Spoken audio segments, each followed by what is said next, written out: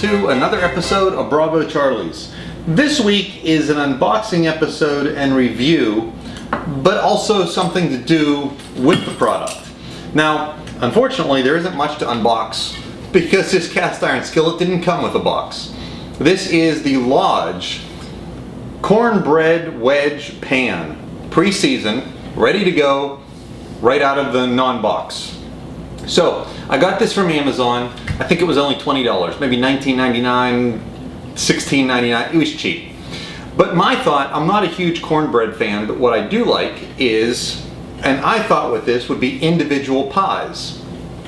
You could, since this can go easily in the oven, you could get pie dough or phyllo dough, which I have here, line these little triangle forms, put blueberries or cherries or marshmallows and chocolate for that matter, and make s'mores in here, but any type of pie filling you want in here, and then pop this in the oven for 15 minutes, 12 minutes, I don't know because I've never done this before, and we're going to try it together today, and then at the end of this video I'll let you know how long I had it in the oven. But I'm going to turn on the oven to 350 degrees and pop this in there for, let's start with like 10 or 12 minutes and see how everything looks, see how it's cooking, and then go from there and see if this is a success or not. When I was at the grocery store looking at what did I want to do I want to try phyllo dough, which is real light and flaky but can get crispy, or do I want to try regular pie dough and make a pie dough and line the individual pieces with that. I decided to try phyllo dough. I don't know if this is going to work, but we're going to give it a try. So I think, since this is 100% experimentation here, I think what I'm going to do is to give this a very buttery sort of pie filling taste, is I am going to take just a little bit of butter and put it in the bottom of each triangular section, sort of smear it around so all of the dough is coated well, or all of the dough gets a little bit of this butter flavor on it. Just smear this around with your fingers, get it all in there. Let me finish buttering this pan and I'll be right back. We have the butter all spread through each little triangle. Now remember, this is an experiment. If it works, you'll see this video. If it doesn't, you won't see this video. So I'm going to take chunks of the phyllo dough that I sort of pre-cut so they would fit in these little crevices. And with phyllo dough, it's paper thin, and you have to be very delicate with it, otherwise it will break. But I'm just going to put it, you don't have to be perfect with this, but I am going to just sort of put it in there and line each one of these probably with, I don't know, let's say I have maybe 5 or 6 sheets of phyllo dough that I'm putting in together, and I'm just making pockets. And I have blueberry filling here that we're going to use to fill this with. But I'm just making little pockets, and see, it just tore here, so I'm going to put more, sort of just patch it around. This isn't about looking pretty, it's about being tasty. So let's just keep going around the pan. I got 4 done, got 4 more to go. Hopefully I don't run out of dough here. But you want it thick enough that you can get it out of here without destroying the little pastry that you're making. If you've never used phyllo dough, you could find it in the freezer section of your local grocery store. It comes in rolls. It'll be in a box, but it comes in rolls, and it's frozen. You have to let it thaw out before you use it. And it doesn't take long to thaw out because there's not a lot of substance to it.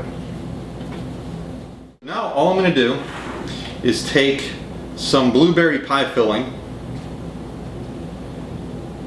and fill each of these up. I think it's a big spoonful. One big spoon and a little bit more.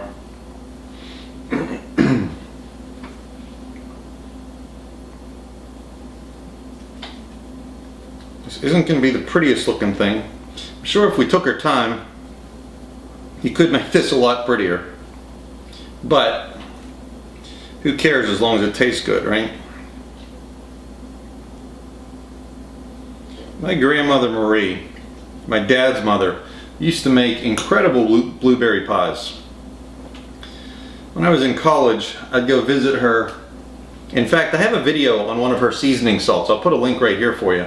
But I used to go visit her sometimes on Saturdays for dinner, and she would make blueberry pies that were just wonderful. Okay, so now all I'm going to do is just put some of the phyllo dough pieces that I have just on top to cover this up so they're like mini pies.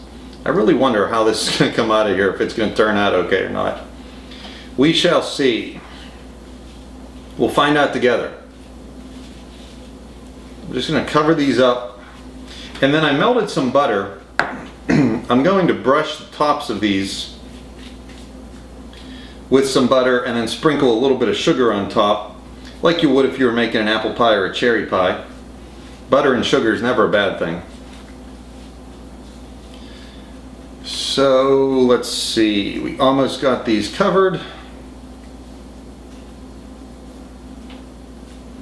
And I literally just spread these out on my cutting board and went down through them with a butcher's knife just to cut these things up into little pieces.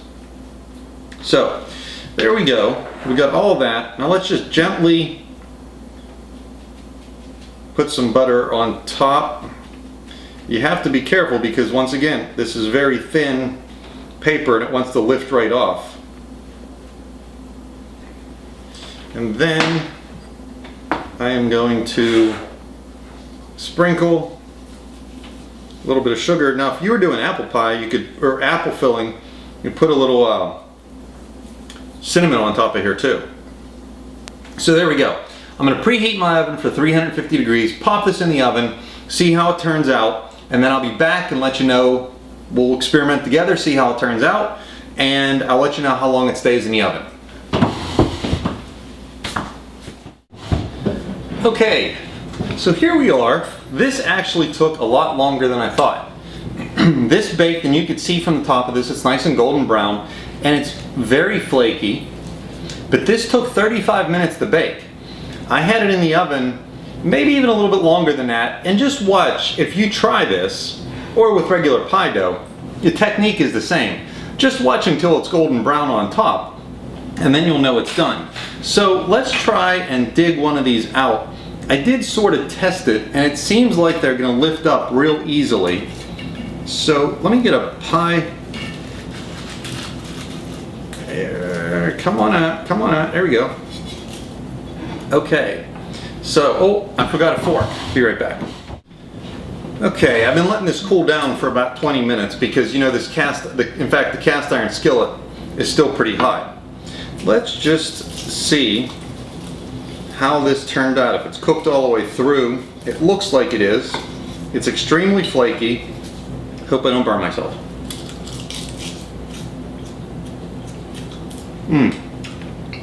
Yeah, it's hot. But, this is pretty cool. This actually turned out very good. It's extremely flaky. It's fallen apart. You got the little bit of blueberry in the middle. All this flaky crust. This is kind of neat. What you could do, you could do 2 apple, 2 cherry, 2 blueberry, 2 peach, anything you want to do. This worked.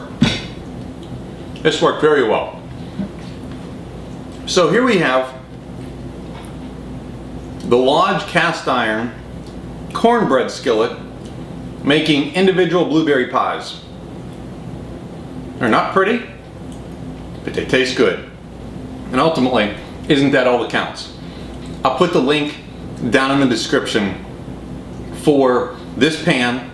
Also, Pinterest, Twitter, Facebook, My links for all my social media sites are below as well. If you like this video, please give it a thumbs up. That actually does help a lot. Hit the subscribe button. Come back once a week for new videos. Pass these around to your friends. Let me know what you think. If you try this skillet, let me know what you think, whether you make cornbread in it or make these individual little pies. Give it a try. Let me know what you think, and see you next time at Bravo Charlie's.